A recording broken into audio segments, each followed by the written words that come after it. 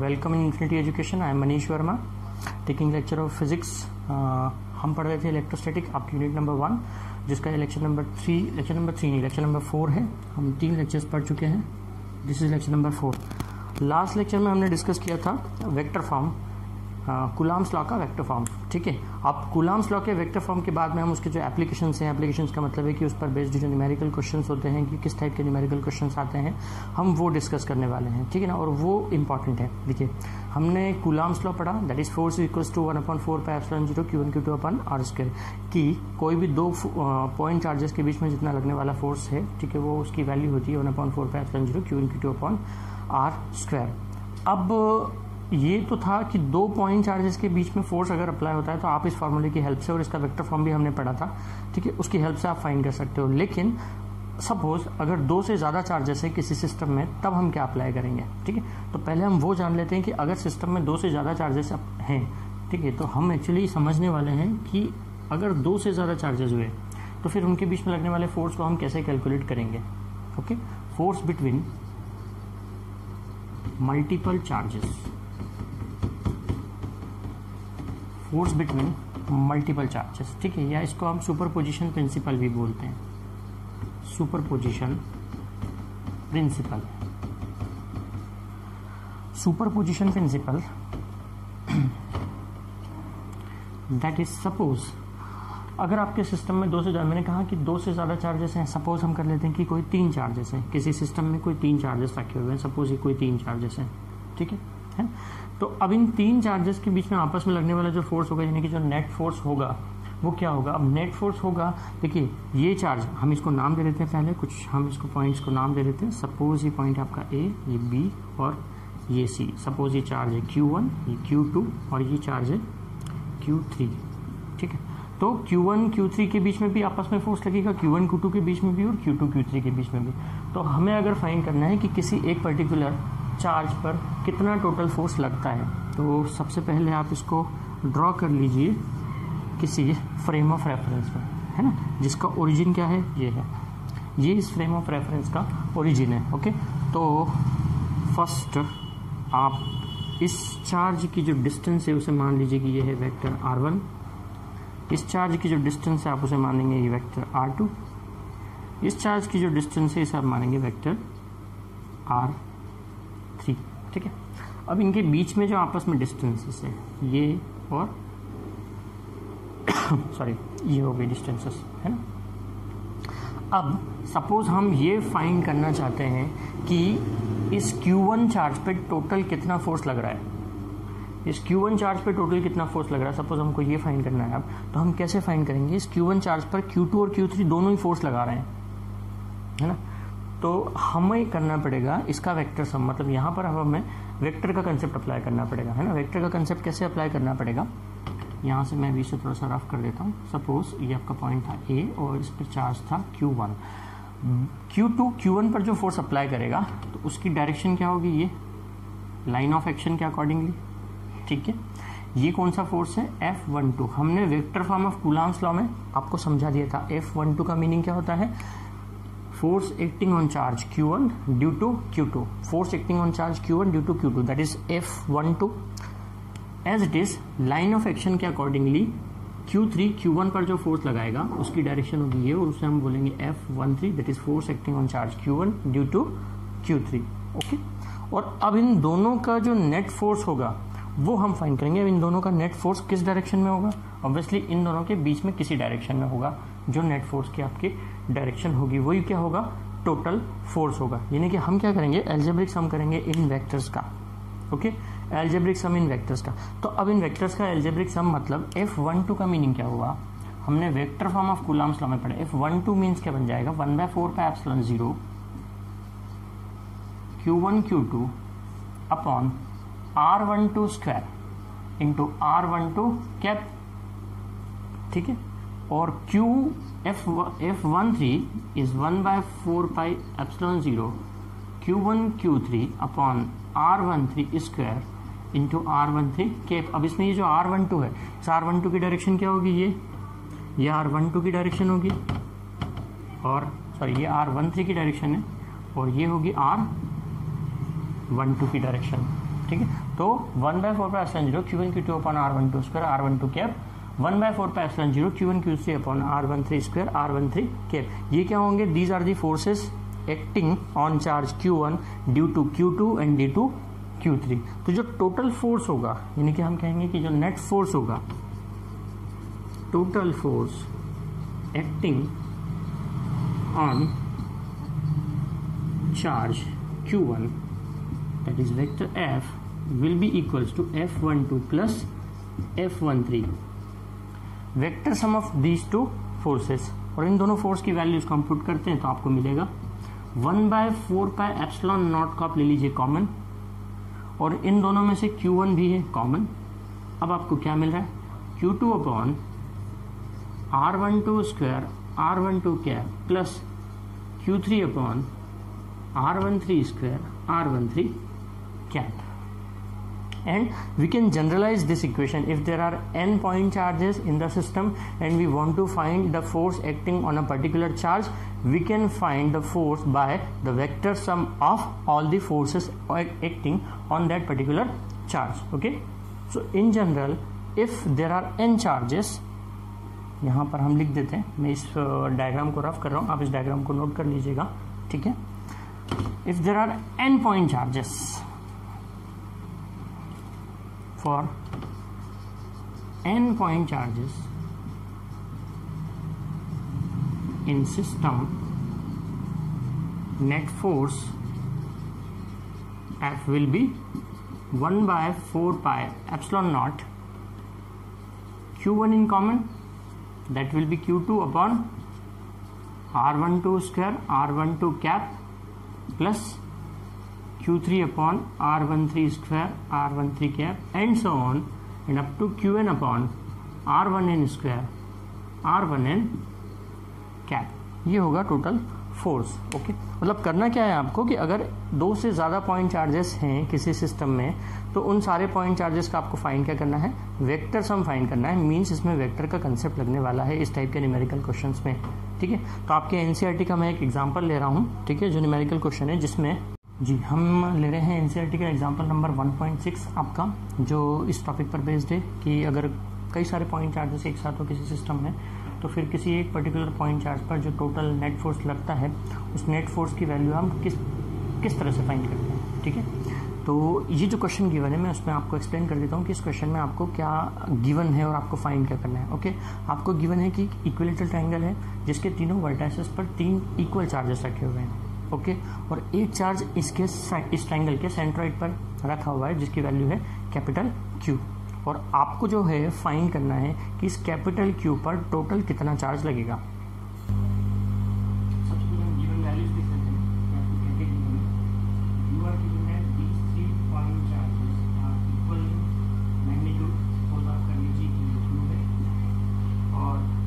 चारों के जो साइन है वो सेम है, साइन सेम है, इसका मतलब जब ये चारों पॉजिटिव चार्जेस है, जब ये चारों कैसे चार्जेस है, नेगेटिव चार्जेस है। एक बात मैं आपको बता दूं कि इस टाइप के न्यूमेरिकल क्वेश्चन जो होते हैं जिसमें आपको फाइंड करना होता है किसी एक पर्टिकुलर पॉइंट चार्ज पर net force due to all other charges, you must know the direction of forces, whether the force is attractive or force is repulsive, ठीक है।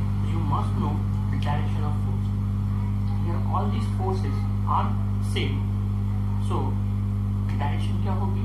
रिपल्शन फोर्स लगेगा, रिपल्शन फोर्स लगेगा, तो जो फोर्स Q1 लगा रहा है कैपिटल Q, तो उसकी डायरेक्शन इस डायरेक्शन होगी ना। हम इसको पॉइंट नाम देते हैं AD नाम देते हैं, इसको BE और इसको CF नाम देते हैं, ठीक है। तो ये तीनों AD BE CF क्या होते हैं? परपेंडिकुलर होते हैं, बिकॉज ये कैसा ट्रायंगल है? इक्विलेटरल ट्रायंगल है। तो ये तीनों मीडियंस है, यहाँ पर इंटरसेक्ट कर रही है, वहाँ पर क्या है आपका सेंट्रॉइड है इस ट्रायंगल का, है। सो अब ये फोर्स की डायरेक्शन है जो Q1 कैपिटल Q पर लगा रहा है, किस डायरेक्शन में? ये AO की डायरेक्शन में फोर्स लग रहा है। तो हम पहले एक करके तीनों फोर्सेस को लिख लेते हैं कि वो फोर्सेस क्या होंगे, बट उससे पहले हमें क्या चाहिए कि डिस्टेंस चाहिए AO, क्योंकि फॉर्मूला होता है आपका कूलम्ब का 1/4πε0 Q1 Q2 upon R square. So R is distance, you must no this distance. अब ये डिस्टेंस क्या होती है? अगर आपको ज्योमेट्री याद है थोड़ी, तो डिस्टेंस क्या होगी? AO की जो डिस्टेंस होगी 2/3 होगी किसकी? AD। ये जो AD है, इस AD की कितनी होती है? 2/3 होती है। इसका मतलब आपको पहले AD की वैल्यू पता होनी चाहिए, और आपको ये गिवन है कि ट्रायंगल कैसा है, इक्विलेटरल ट्रायंगल है, तो इसकी जो साइड है उसकी लेंथ आप सपोज कर लीजिए कुछ ना कुछ एल सपोज कर लीजिए सपोज, तो आपको गिवन है ए बी बी सी और सी ए, इसकी जो लेंथ है ये आप मान लीजिए कि स्मॉल एल है इसकी लेंथ, ठीक है। सो अब आपको फाइंड करनी है एडी, क्योंकि एडी का ही 2/3 होगा एओ है, तो एडी फाइंड हम कैसे करेंगे, ये है परपेंडिकुलर, ये इक्विलेटरल ट्रायंगल है, तो इसका हाइट एंगल कितने डिग्री का होगा, 60 डिग्री का होगा, ये 60 ये 60 ये 60, ये कितना होगा आपका 30 का होगा, है ना। आपको फाइंड करनी है इसकी वैल्यू, हाइपोटेनस आपको पता है कि ये एल है, तो आप क्या लगा दीजिए इस ट्रायंगल में, कौन सा ट्रायंगल लिया आपने, ए बी सी ट्रायंगल लिया, और इसमें लगा दीजिए आप cos theta, that is cos 30 degree, क्योंकि ये जो एंगल है ये एंगल 30 डिग्री का होगा, cos 30 base upon hypotenuse, base is AD, hypotenuse is AC, तो यहाँ से AD की वैल्यू क्या आई, AC cos 30 and AC is small l and cos 30 is √3/2,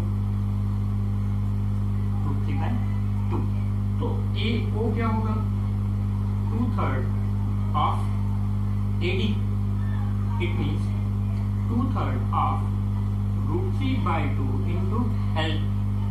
यहाँ से वैल्यू क्या है आपके पास में, इसको आप √3 दो बार लिख करके √3 कैंसिल कर सकते हैं, 2 से 2 कैंसिल कर सकते हैं, इट मींस ये L अपॉन क्या है आपका √3 है, किसकी वैल्यू AO की वैल्यू, और क्योंकि ये सेंट्रॉइड है इसलिए AO BO और CO तीनों इक्वल होंगे, यानी तीनों की वैल्यू क्या होगी L/√3 होगी, यानी कि अब आपके पास में डिस्टेंसेस आ गई, AO BO CO की क्या आ गई है, डिस्टेंसेस आ गई है। तो अब आप फोर्स पता कर सकते हो कि फोर्स क्या होगा, तो देखिए पहला जैसे फोर्स हम ले F1 है, F1 कौन सा फोर्स है, force acting on charge capital Q due to charge Q1, तो वो फोर्स क्या होगा according to Coulomb's law, vector form में लिखें तो 1/4πε0, Q1 Q2 होता है, it means small q into capital Q होगा, इस चार्ज की वैल्यू स्मॉल q सपोज की आपने, ये कैपिटल Q है, अपॉन r² है डिस्टेंस का स्क्वायर, डिस्टेंस कौन सी है AO की वैल्यू कितनी है L/√3, ठीक है, तो L/√3 का क्या होगा स्क्वायर होगा, L/√3 का स्क्वायर होगा, तो L/√3 का स्क्वायर यानी √3 का स्क्वायर कितना हो गया 3, आप उसको ऐसा लिख सकते हो, या हम ऐसा लिख देते हैं ये L/√3 का स्क्वायर, और इस फोर्स की डायरेक्शन किसके अलाउंग होगी, AO के अलाउंग होगी, आप चाहें तो यहाँ पर कोई R करके वेक्टर सपोज कर लीजिए, या फिर आप यहाँ पे ऐसा लिख दीजिए अलोंग AO, क्योंकि आपको डायरेक्शन बताना जरूरी है ना।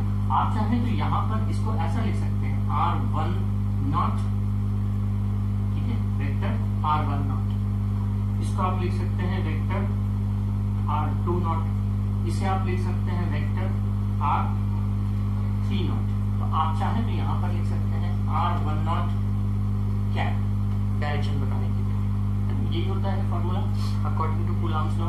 और इसी तरह से सिमिलरली F2 और F3 भी होंगे, F2 होगा 1/4πε0 Q into Q upon same value L/√3 whole square R2/0 cap, F3 will be 1/4πε0 Q into Q upon L/√3 whole square R3/0, ये तीन फोर्सेस हैं। अब हमें नेट फोर्स निकालना है, तो पहले हम ये फाइंड करते हैं कि ये जो F2 और F3 है इसका रिजल्टेंट होगा, और वो किस डायरेक्शन में होगा, F2 और F3 का रिजल्टेंट, ठीक। अब F2 और F3 की डायरेक्शन आप देखिए, अलोंग BO अलोंग CO, ये ऐसी डायरेक्शन है दोनों, आप वेक्टर में पढ़ते हैं 11th में, आपने वेक्टर को पढ़ा काफी अच्छे से अगर पढ़ा होगा, तो ये दो फोर्सेस की डायरेक्शन, तो इन दोनों का रिजल्टेंट किस डायरेक्शन में आएगा, somewhere in this direction, somewhere in this direction. So हमको डायरेक्शन फाइंड करते हैं कि वो डायरेक्शन क्या होगी, है ना, और उस रिजल्टेंट का और उस फोर्स का मैग्नीट्यूड क्या होगा। उस फोर्स का मैग्नीट्यूड फाइंड करने के लिए देखिए मैं आपका यहाँ पे थोड़ा सा कंसेप्ट क्लियर करता हूँ, शायद आप 80% स्टूडेंट तो भूल जाते हैं वो वेक्टर का कंसेप्ट जो वो 11th में पढ़ के आते हैं, 12th में बहुत सारी जगह पर वेक्टर का कंसेप्ट अप्लाई होता है, 12th में खुद में मैथमेटिक्स में एक वेक्टर का पूरा यूनिट है, ठीक है, तो वेक्टर फिजिक्स में बहुत सारा यूज होने वाला है आपके, तो वो वेक्टर का कंसेप्ट आपको याद रखना चाहिए। मैं आपको एक बार रिमाइंड करवा देता हूँ कि सपोज अगर दो वेक्टर हैं A और B, इन दो वेक्टर का रिजल्टेंट आपको फाइंड करना है, तो इन दो वेक्टर का जो रिजल्टेंट होता है उस रिजल्टेंट का मैग्नीट्यूड क्या होता है, R का फॉर्मूला अगर आपको याद हो तो वो था A² + B² + 2AB cos theta, ये होता है रिजल्टेंट का फॉर्मूला। रिजल्टेंट का फॉर्मूला कौन सा रिजल्टेंट क्या है? ये रिजल्टेंट का ये मैग्नीट्यूड है, रिजल्टेंट वेक्टर का magnitude. Vector A and B के रिजल्टेंट वेक्टर का मैग्नीट्यूड आप फाइंड करते हैं by the formula under root A square plus B square plus 2ab cos theta से, where theta is the angle between vector A and vector B. Here we have to find the resultant, magnitude of resultant between force F2 and F3. तो पहले ये देखिए इस complicated, थोड़ा सा complicated diagram हो रहा है, तो कि ये जो दोनों वेक्टर्स हैं, इन दोनों के वेक्टर के बीच में ये जो एंगल बन रहा है, ये एंगल कितने डिग्री का होगा, इस एंगल को पता करना है। तो ये एंगल किसके इक्वल होगा? इस एंगल के वर्टिकली अपोजिट एंगल से। अब ये एंगल पता करना है, तो ये जो छोटा ट्रायंगल नीचे आपको दिख रहा है BOC, ठीक है, इस ट्रायंगल में ये वाला एंगल कितने डिग्री का है? 30 का है। क्यों? क्योंकि इक्विलेटरल ट्रायंगल था, ये हाफ हो गया ना यहाँ से, तो 30 बचा। ये भी कितना बचा? 30। ये 30 कितना हुआ? 60। ट्रायंगल के तीनों एंगल का सम क्या होता है? 180। ये 30 60 हुआ, मतलब ये एंगल कितने डिग्री का होगा? 120 डिग्री का होगा। 120 डिग्री का हुआ। तो अब हम रिजल्टेंट फाइंड करते हैं F2 और F3। ये देखिए फॉर्मूला लिखा हुआ है यहाँ पर, this is the formula to find the magnitude of resultant force between the vector A and B. So we are finding here the resultant force between vector F2 and F3 and that will be under root देखिए इस force का square, इस force का square. अब इन दोनों forces का square, आप ये देख रहे हैं कि दोनों का मैग्नीट्यूड कैसा है? सेम है, क्योंकि आपको यहाँ पर ये जो दिख रहा है A और B, ये वेक्टर क्वांटिटी नहीं है, ये किसी क्वांटिटी है, स्केलर क्वांटिटी है। तो यहाँ पे आपको आर कैप तो लेना नहीं है, आपको सिर्फ क्या लेना है? सिर्फ इसका मैग्नीट्यूड लेना है। और जैसे कि आप देख रहे हो कि ये दोनों ही वैल्यू कैसी है? सेम है। अगर मैंने थोड़ी देर के लिए इसको थोड़ा सा सिंप्लीफाई करने के लिए मान लो, थोड़ी देर के लिए अगर मैंने इसको मान लिया कि ये है x, ये भी तो x ही होगा, x, ठीक है। अगर ये x और x है तो फिर ये अंडर रूट में कितना हो गया? x square plus 2 a into b, दोनों ही वैल्यू x है, x स्क्वायर और cos 120 डिग्री, cos 120 डिग्री। अब cos 120 डिग्री की वैल्यू पता होना चाहिए, मतलब ये इतने छोटे से क्वेश्चन में आपको वेक्टर का कंसेप्ट भी लग गया, आपको ट्रिग्नोमेट्री भी लग गया, ठीक है ना। मतलब आपका ट्रिग्नोमेट्री का कंसेप्ट भी बहुत अच्छा होना चाहिए। सो cos 120 डिग्री की वैल्यू कितनी होती है? अगर हम देखें तो cos 90 plus theta, cos 90 plus theta कितना होता है? Minus sine theta, that is minus sine 30, and minus sine 30 is minus 1/2, minus 1/2। So what will be the answer? This is 2x square, यहाँ पर आ जाएगा ना माइनस, क्यों? क्योंकि ये वैल्यू क्या थी? माइनस 1/2 थी यहाँ पर, cos 120 डिग्री की वैल्यू माइनस 1/2 थी। सो 2 से 2 cancel, 2x square minus x square, that is x square, और x स्क्वायर का अंडर रूट कितना आया? x आया। यानी F2 और F3 का जो रिजल्टेंट आया वो क्या आया? x, यानी फोर्स इटसेल्फ, और उसकी डायरेक्शन क्या होगी? अलोंग DO, ठीक है। तो हम यहाँ पर लिखें कि ये जो फोर्स आएगा रिजल्टेंट, वो आएगा वही जो यहाँ पर ये सारे फोर्सेस आपको दिख रहे हैं, 1/4πε0 q इंटू q। मैं इसको थोड़ा सिंप्लीफाई कर देता हूँ, इसका आप स्क्वायर कर लेंगे तो यहाँ पर 3 ऊपर चले जाएगा और l स्क्वायर नीचे आएगा, और इसकी डायरेक्शन होगी अलोंग DO, अलोंग DO, है ना। अब ये आपने F2 और F3 का रिजल्टेंट निकाल लिया कि ये आया था। अभी एक फोर्स बचा है F1, है ना। तो जो 3 फोर्सेस थे F1, F2, F3 का रिजल्टेंट जो निकाला, उसके साथ अब आप किसका रिजल्टेंट निकालोगे? F1 का रिजल्टेंट निकालोगे। सी F1 जो फोर्स है ये है, ये इसका मैग्नीट्यूड है। आप देख रहे हैं कि F2 और F3 का रिजल्टेंट भी कैसा है? सेम है, and these two forces are opposite and equal in magnitude. So what will be the resultant force? 0। F1 is along AO, the resultant of F2 and F3 along DO, both the forces are equal but opposite in direction, so resultant force will be 0. So your answer is 0. आप यहाँ नीचे क्या लिखेंगे? The resultant of all these 3 forces is 0. So इस तरीके से वो answer क्या आया है?